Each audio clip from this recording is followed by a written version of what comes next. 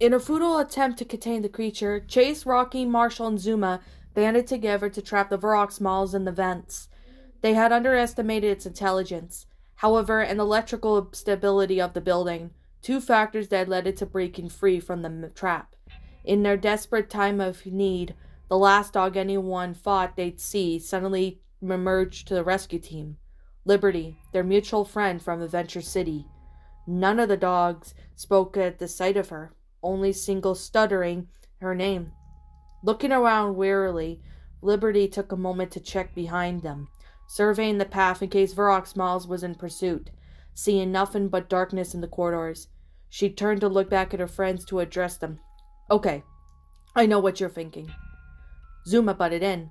That doesn't even begin to describe it, he barked, then winced at the volume of his voice, knowing how loud sounds were easily targeted for the creature. How did she even get down here? It's a long story. Liberty held up her paw in an attempt to reassure him. But right now, oh no. It was Chase who interrupted.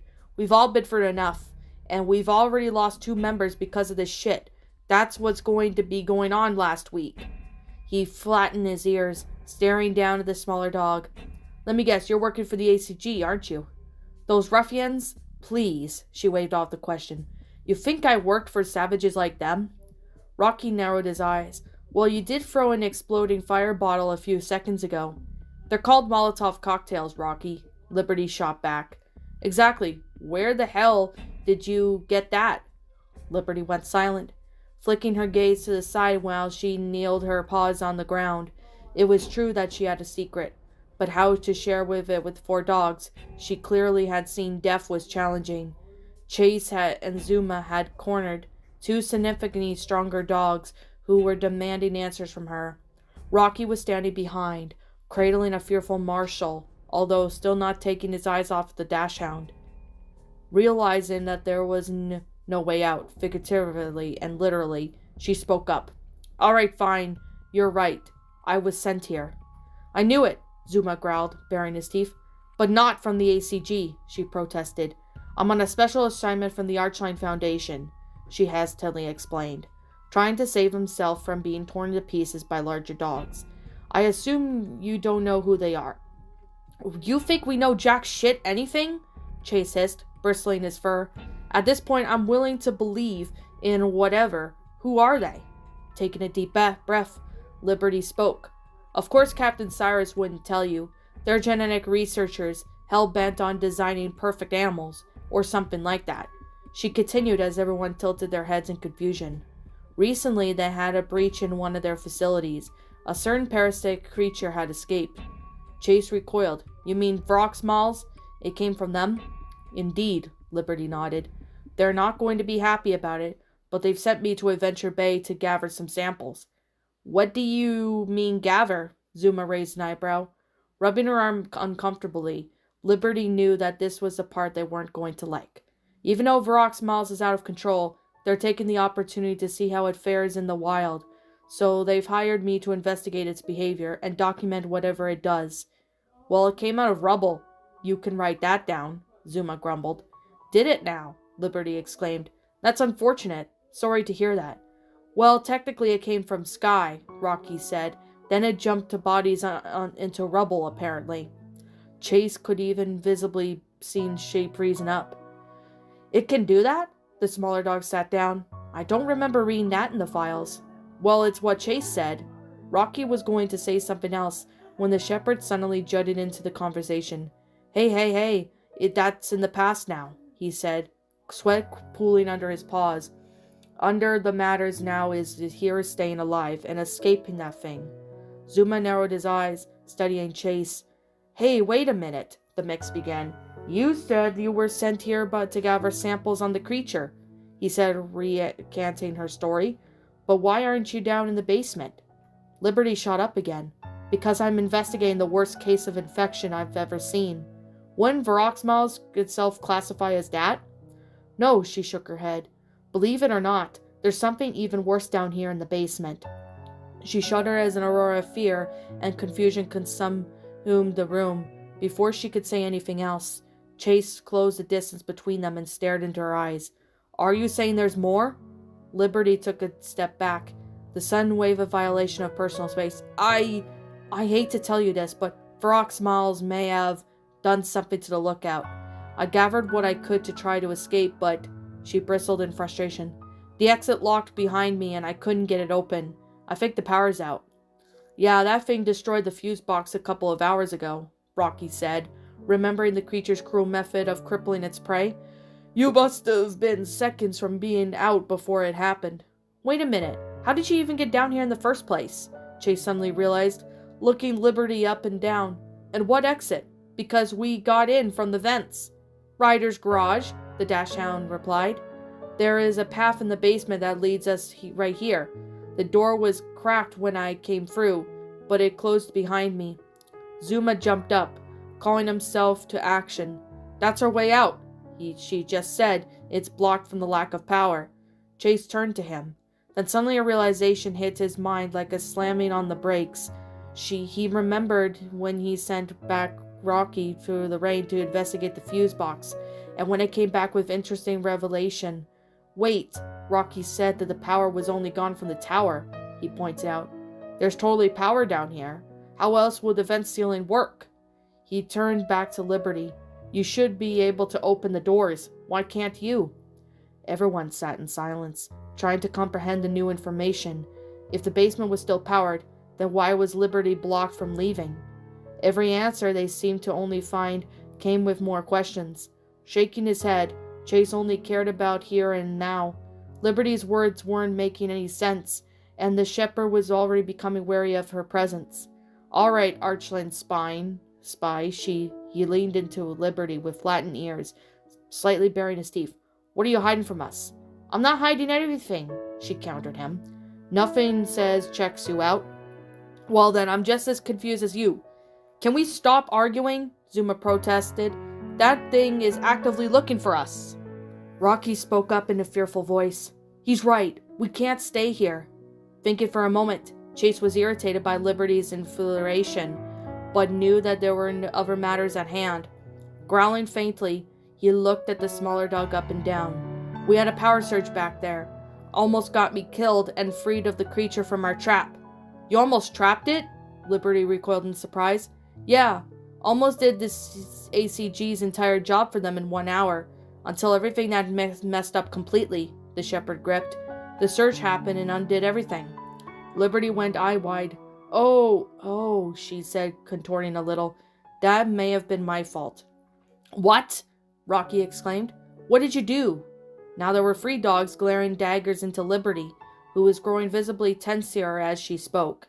It seemed like she was the accusatory comment from turning the tail and running in as fast as she could. If I thought I overclocked the voltage, she said slowly, anxiously taking a step back, it would automatically restart the systems? A peal of nervous laughter left her, desperately trying to find a common ground with the hostile animals around her. That works, right? Overload something, it resets? Shaking the head, Rocky spoke up as Chase was already beginning to bare his teeth. It wouldn't. Those doors are electric, sure, but spiking the voltage should just break them, not open them. Liberty was unable to respond as Chase crashed into her, pinning her to the floor. We had it locked down and you let it out? You almost got me killed! Get off of me, she protested, trying to wrench her way out of his grasp, although he was leagues stronger than her. The shepherd was thriving, almost ready to tear the smaller dog into pieces. Marshall came to his side in a flash, putting his paw against his friend. Chase, stop! It's going to hear us! At the Dalmatian's words, he felt himself slightly coming back to his senses, but he was beyond anger that Liberty was responsible for their failures. Sighing, he removed his paws from the Dachshund and released her, stepping aside so she could stand. After all we've been through, he muttered to her. Everything that happened in the city, you didn't even write or call, and now this? Lowering her head, Liberty felt shame. I'm sorry. I'd like to help you all get out of here. Chase nodded, already regretting his outburst. As he stepped aside as Rocky came forward, a question came on his mind. You said that you were hired by the labs Varrock Smiles escaped from? The mix said slowly. By chance, is there anything you know about the monster that could help us? A way to kill it? Like what? Liberty tilted her head. Like its genetic makeup or something? It's afraid of fire, Zuma piped up. Everything on fucking Earth is afraid of fire. Chase flashed the lab a cold side eye, and multiple glares were exchanged between them. Liberty thought for a moment, running the math in her head. Despite its lethality, the body itself was actually very vulnerable, she said to the group. It's just all its exposed veins and organs after all. Yeah, but we can't fight that thing, Rocky argued. Not even all of us at once. We don't need to fight it. Zuma pushed past everyone and came to the center. I've been looking around since we came down here. It clearly reacted to the Molotov and blowtorch, so what if we create some kind of explosion? In the lookout? Chase recoiled at the thought. We can't just destroy our home. There is gas containers all over the place. The lab pressed his idea, then turned to Liberty. Maybe not an explosion, but we could create a fire big enough. Would that kill it? The Dachshund thought for a moment, trying to remember the data she had read from the labs. It would have to be complete incineration, with no chance of escaping. So basically the fire would have to completely consume it. I'm taking the full piles of ash. Great, Zuma wagged his tail, happy that someone was finally agreeing with him. Let's go find some gasoline and block some doors. No! Chase jumped in front of the lab, baring his teeth. Don't you remember the original plan? I need to get into the boiler room. I thought that plan failed, Rocky asked, tilting his head. It never failed, the shepherd hissed. There's a radio there to contact Captain Cyrus. Once I get it back, this place will be swarming with soldiers and Varrock's mouths will be disposed of. Chase, Liberty came to his side. It's not going to be that simple. What do you mean? The police officer faced her, raising an eyebrow. Because it's not just Varrock's malice that needs disposing of. Her voice quivered slightly, and a wave of fear that went over her. There's something you need to see. The dogs had questions, but Liberty just shook her head and beckoned them to follow. Rocky followed first with Marshall, although Chase and Zuma were still glaring daggers at one another. Their hostility was silently upsetting Liberty, as she remembered long ago how close they had been as friends, and what in the world could be happening between them to break them apart. They were suppressing their words now, but it was easy to tell that the two were growing tenser by the minute. Varrock's mouths had fled from the cocktail Molotov, disappearing into the dark corridors of the basement. The walls were nothing but old peeling white paint, with cords and wires dangling from the top. The floors expanding out with the dirty black and white tiles. Every few moments, an echoing scream would bounce off the hallways, seemingly coming out of nowhere. Marshall jumped at each one, and Chase would emit a low whine. The creature was regrouping, collecting itself elsewhere, before it took to the hallways again. Stalking down its prey, the group of five stopped at every corner, peeking around to make sure they wouldn't accidentally run head-on into danger. Even with Liberty as their newest addition, they were still powerless if Varrock's mouth succeeded in hunting them down. So what are you showing us? Zuma whispered as the group got against the wall, moving in single file. Liberty peered through the cracked doors, scanning the dark corridors on the other side. All I could say is, do you know how long Varrock's mouth has been in Adventure Bay? Chase spoke up, positioned behind the Dachshund. I only learned about it a few days ago from Cyrus. My best guess is a few days. Try a week, she responded grimly, grimacing in disgust at what she was seeing through the doorway. An entire week? The shepherd exclaimed. What makes you say that? Shuddering, Liberty backed away from the door, returning to her companions as she pointed the paw. Remember when I said there was something worse in this basement? She was visibly shaking, piece of her pleading for it all to be a dream. Go and see for yourself. There was a feeling of dread that washed over the group, piercing lash of static that infested all five dogs at once. She had been addressing Chase, putting him in the position of walking through the door first and changing whatever was behind it. Usually the shepherd enjoyed being the one to take leadership, but now he wasn't feeling so sure, and yet no one knew he would take in charge. Putting every effort out of his willpower into moving, Chase had been able to walk the valley of death. I'm going. Rocky suddenly pushed past the shepherd. Chase reared in horror, fearing the mix was walking to his own demise. Rocky, let me! The eco-dog slowly turned his head, looking at Chase directly in the eyes. I'm going. His tone was sharp, enough to shut the shepherd up, and he closed his mouth, taking a deep breath.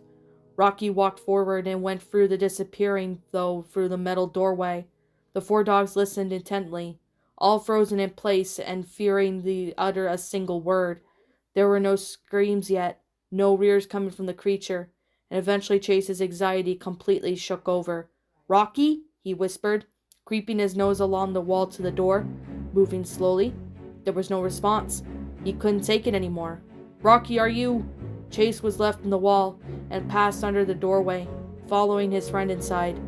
It was like walking into the depths of hell.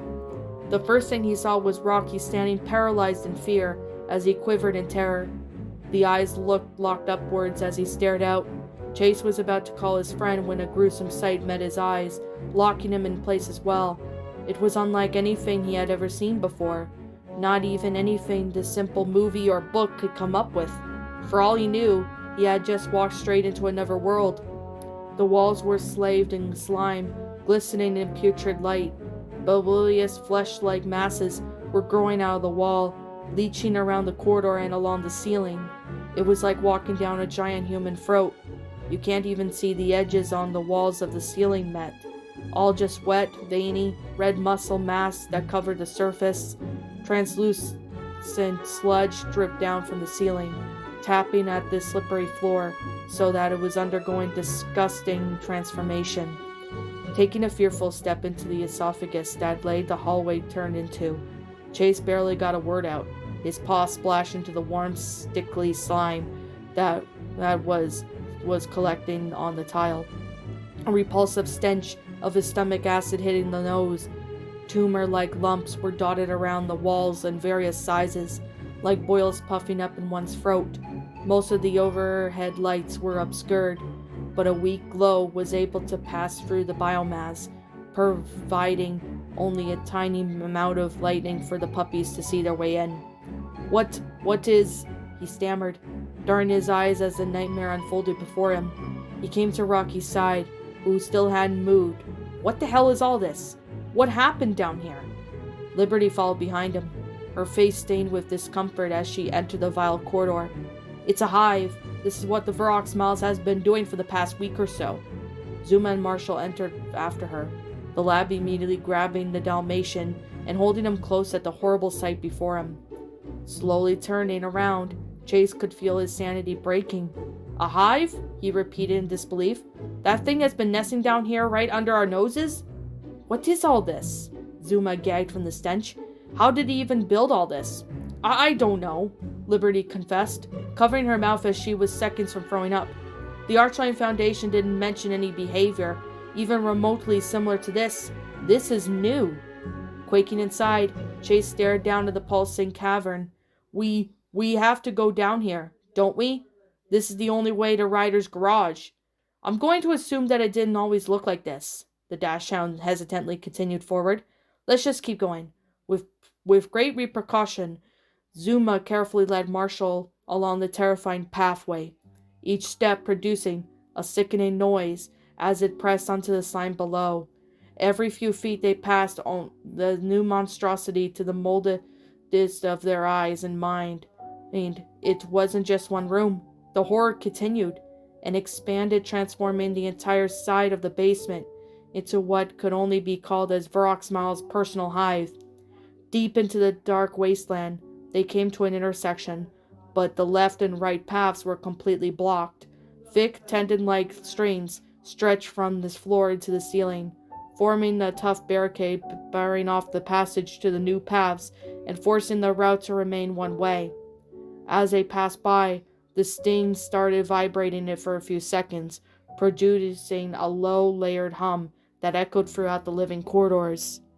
I hate this, Rocky nervously paced, flinching as clear slime dripped on his back. Liberty, talk to me, Chase called in front of the line. Where are we going? The small dog took a moment to respond, over-encumbered by her slowly slipping insanity. I remember coming to a series of rooms, one of which had electrical systems, where I caused the surge. If we're going to find a way out why the door is sealed, we have to get there first.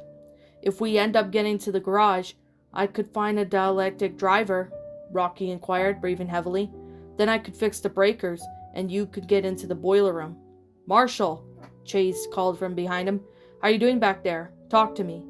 Walking as if it were automatic, the Dalmatian spoke with a broken voice. He hadn't stopped staring at the ground. Chase, I really don't want to talk right now.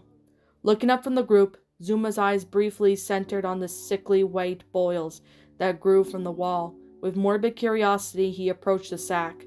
The wet smell that he couldn't describe foaming up in his nose, despite every instinct telling him to back away. There was something drawing him towards it.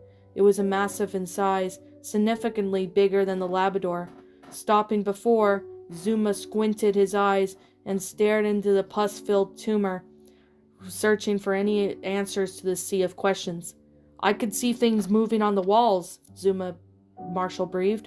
What? Chase fearfully glanced around, panicked as something was looming over them. Like worms, the Dalmatian looked up at the ceiling, and a lot of other things.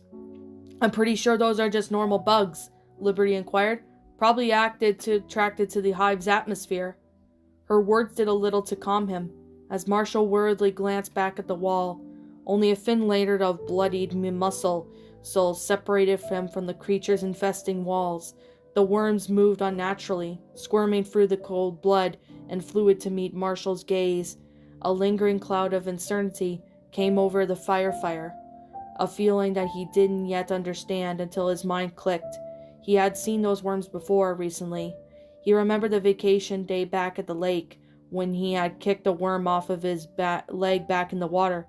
Wasn't that the same worm, was it? He couldn't place the memory. It was all too foggy for him to remember clearly. The squirming tubes danced like veins, thriving in their cylindrical bodies before them. It was almost felt like the worms weren't looking back at him. A revelation had sent a shock down his spine. These guys were certainly not normal bugs. Guys! Zuma jumped back. There's a person floating in here. Everyone turned around at once to see the lab recoiling in terror. Before they could say anything, Zuma swiped down with his dull claws, tearing into the boil. The attack produced a slit in the skin-like casing, then suddenly popped out as liquid fluided out, causing the dogs to rear back in disgust. The casing deflated as it was emptied, and a human woman fell off, landing on her side. Marshall wanted to scream, Chase wanted to howl, and now they were all hair's length from exploding in an uproar of terror. But they couldn't. As much as they wanted to scream, they simply couldn't be at the risk of alerting the creature to their location. Wait a minute, Chase narrowed his eyes, walking past Rocky and stepping into the puddle of emptied pus. I think I recognize her. You do? Liberty tilted her head.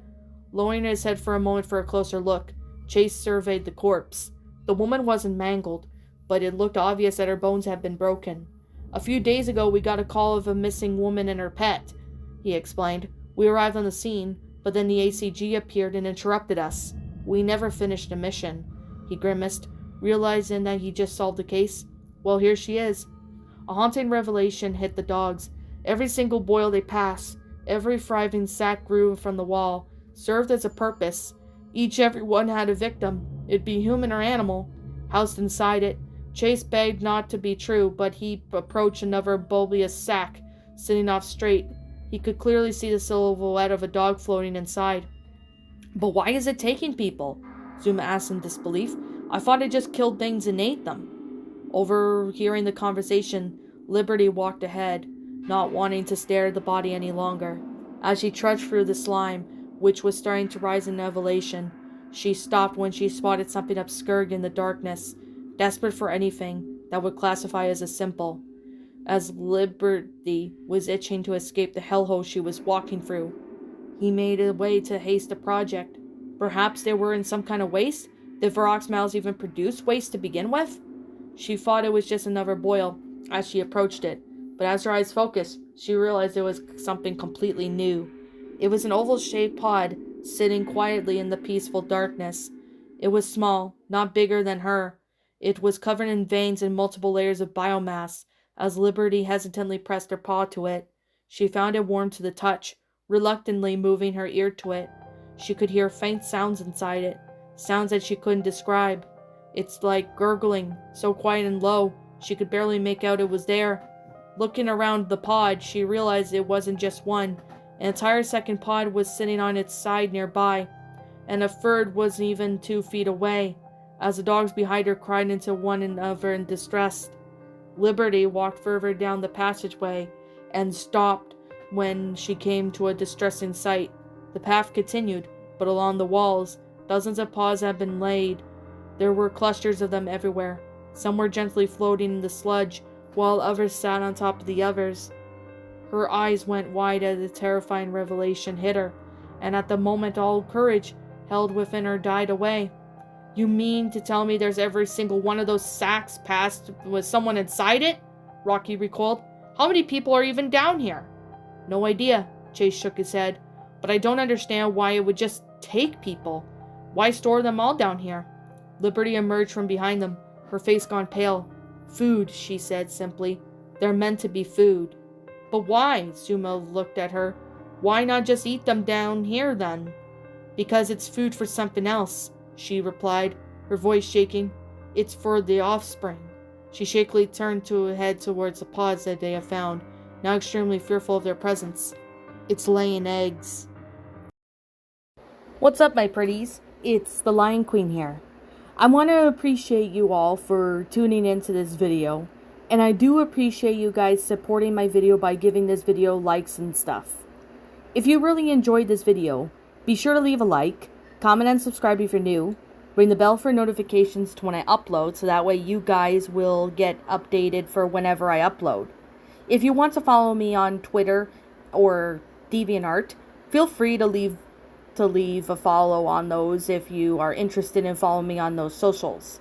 If you want to support my backup channel, known as Ms. Dark Shigo, feel free to subscribe to it, as a link to that will also be in the About page section. And with that being said, and that being the case, thank you so much for watching, my pretties, and as always, please stay pretty.